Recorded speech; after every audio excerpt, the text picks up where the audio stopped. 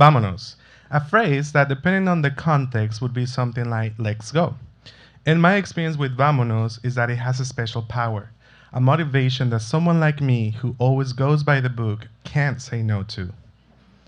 Colleen's sick. Tell them you got the flu, like stomach flu. You never miss work, anyways. My friend Rafael kept bugging me to go with him on a last minute trip. Maybe we could plan it for December. I get 2 weeks for Christmas. Bitch, I don't even know where I'll be in December. Vamos, it's Guadalajara, the gay Mecca of Mexico. Lots of hot guys, bathhouses, hot guys, nightclubs. Hot guys? It's tempting. Vámonos!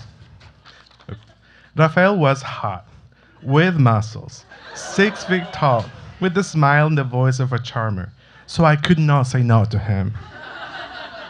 Once we got to our hotel room in Guadalajara, Rafael tried to convince me to download Grindr. Bitch, you never know. It's like that saying, there's a foot for every shoe.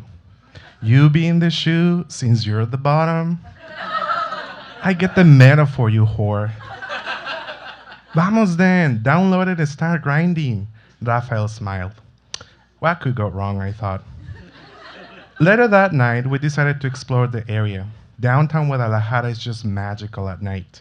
We walked around the nightclubs, devouring with our eyes every guy wearing tight jeans so their butts would be more pronounced.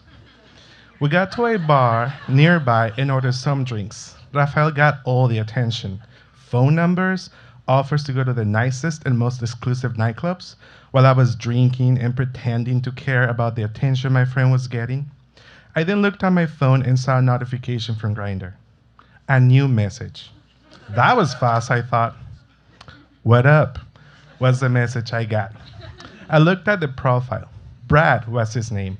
In his picture, he was wearing brow-line glasses that made me think of the ones Malcolm X wore. I actually thought Brad looked like Malcolm X with a few extra pounds. His stats: 5'9" in height, 210 pounds, 33 years old. He was visiting from Florida. Wanna know what's all about? Was his status. I wonder what Vámonos situation led him to try things out. After all, he was another visitor in this city full of Rafaels. But there was so little I could have guessed based on his profile. One thing I was very sure of is that I liked him, and he apparently wanted to know, what up? Not much, just got to my hotel room. You? I replied. I noticed the message was delivered, which meant that he had seen it. I must have waited for about 30 minutes, but he didn't reply. Fuck, I thought. He's probably not interested. I put my phone away, forced myself to sleep, as Rafael had already started to snore. The next day, we decided to walk around, take some pictures, and buy some souvenirs. Rafael said he needed to buy some condoms. He was supposed to hang out with one of the guys he'd met the night before. He asked me to buy them for him because he didn't want to see the judgy looks from the lady at the register.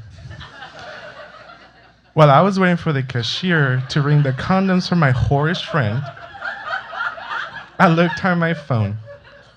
There it was again, another notification from Grindr. So, what brings you to this app? Brad replied early in the morning. I guess he also fell asleep, but he was kind enough to reply the next day. That was a good sign, I suppose. I decided not to reply right away. I didn't want him to think I was desperate.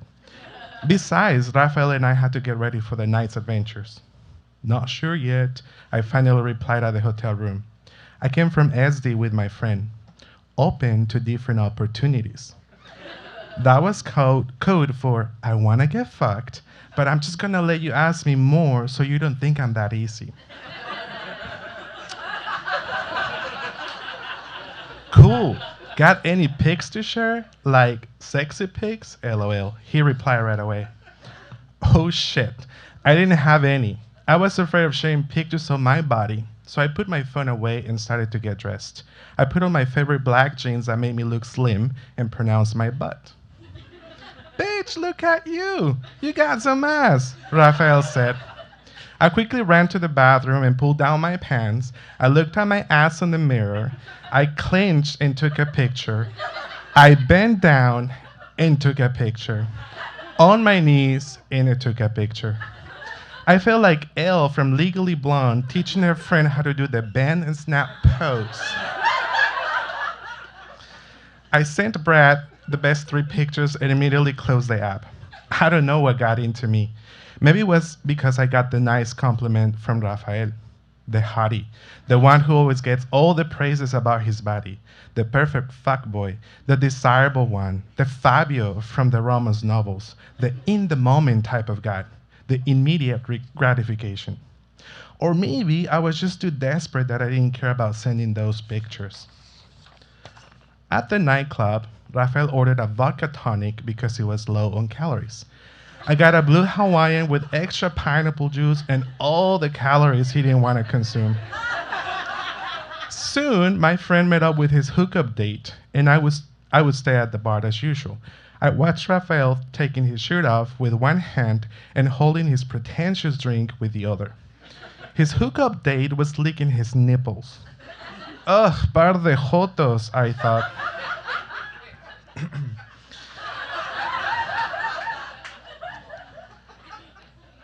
I opened Grindr and saw all the gays nearby, 2 to 10 feet away.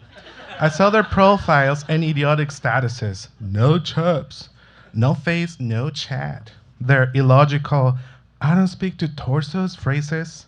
Yet they had the shirtless and faceless profile pictures. I was upset, frustrated. I thought about how pendejo I was, pretending that I would have the same experience as Rafael's. Me, with a body I never felt comfortable in or expected anyone to feel attracted to. Me, trying to be part of a world I never belonged in because I lacked the looks, the muscles, and the charm. I got out of the club and went to the hotel since it was a block away. I opened my phone to send a message to Rafael and let him know where I was. Then I saw another message from Brad. Hey, what up? I'm at the bar at my hotel, drinking by myself. As I was getting closer to the hotel, I noticed his location, 100 feet away. You at the Portobello Hotel? I said. Yeah, care to join me? At that point, my hands were cold and shaky, and I started to breathe heavily. He was at the same hotel I was. Wish I can. I have to go back to get my friend. I tried to relax and compose myself. Come on, get your babble ass down here and join me for a drink. It won't hurt no one. I didn't even think twice. I was sold. I loved the way he communicated, so smooth, so assertive. So I went straight to his location. We introduced each other formally, then proceeded to have the best conversation ever. He talked about the reason for him to be in Guadalajara was because of work. He had lived there before for a few months and really liked the city. I told him I was in grad school working on my MA in literature and writing, that I wanted to be a writer, but I was probably going to be teaching instead. We joked about that. The conversation must have lasted about an hour. So I have a Patron bottle in my room. Come on, let's drink some more up there. He chugged his drink until he emptied the glass and asked the bartender to add the check to his room number. I was mesmerized with how much confidence he took care of that. He then pointed me to the elevator as he smoothly grabbed my ass and squeezed it. Nice, he whispered. In his room, Brad kept enchanting me with his alcoholic breath, his sexy smile, and his confidence. He was sure what he wanted and how he wanted. He knew exactly what to say, how to say it, and when to say it. He didn't need anyone to tell him vámonos. It was all himself. That was attractive, enticing, and motivating for me to let go of everything that would usually hold me back. I didn't feel inhibited being naked in front of him. As I was taking off my clothes, he held me from behind and kissed my neck. He owned me, a kind of possession I was completely comfortable with. After so much passion and an empty bottle of Patron, I started to get dressed. I looked at the phone. 10 missed calls and about 15 messages from Rafael. I told Brad I had to go. He was about to pass out, but he managed to mumble something. I have fun, bubble butt. He started to snore right away. I left his room feeling no regrets. For the first time in my puta vida, I felt validated. I was the perfect shoe for his food. His very big food that I somehow managed to fit in my shoe. The tequila helped, I'm sure. For him, I probably was just another Mexican fuckboy to add to his list. And I didn't care. I walked out of there with confidence. I owned that whack. I felt desirable as those Rafaels out there. I finally met Rafael outside the nightclub. He was trying to sober up with a bottle of water. So, what happened to the guy that you were making out with? I said. I dumped the bitch. He wanted me to buy some drinks for him. Ain't nobody sugar daddy. But I met this other guy. He fine, bitch. He's what Guadalajara is all about, you know? I smiled and took out the rest of the condoms. Here, you'll probably need these then. Oh, thank you, bitch. Wait, why are two missing? He said. Vámonos. I am so tired I can barely walk. Thank you.